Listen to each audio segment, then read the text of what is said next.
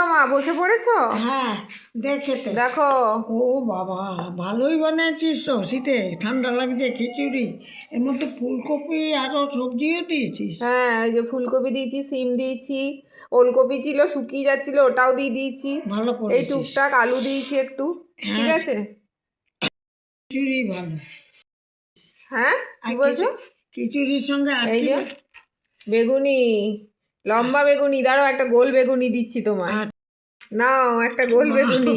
কেমন লাগছে? একটা খিচুড়িটা খেয়ে দেখো আগে। খাবো। খাও না, খাও, একটু মুখে তুলে দেখো, যদি ভালো লাগে, নালে তো শ্বশুর মশাই ওপর থেকে আমাকে বলবে এই তো শাশুড়িকে যত্ন করিস। বা ভালো, গরম গরম খিচুড়ি শীতের দিনে তো ভালোই। না নুন টুন ঠিক আছে? হুম। খাও, দিচ্ছি।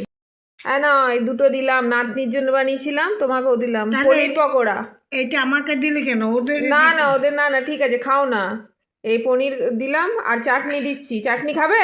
হ্যাঁ, দিচ্ছি। চাটনি বানিয়েছিস? হ্যাঁ, দাঁড়াও। বাহ, এই দেখো, সবুজ টমেটোর চাটনি।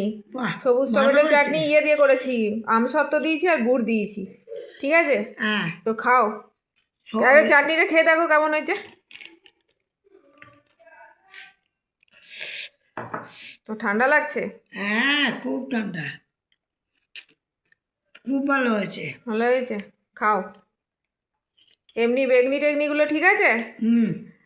তাহলে আজকে এই বানিয়েছি, শনিবার দিন নিরামিষ, আজ ঠান্ডাও লাগছে খুব, খিচুড়ি বানিয়েছি। তো দেখা হবে আগামী ভিডিওতে। আর অবশ্যই চ্যানেলটিকে সাবস্ক্রাইব আর লাইক করবেন। ততক্ষণের জন্য আবার আসবো। টাটা।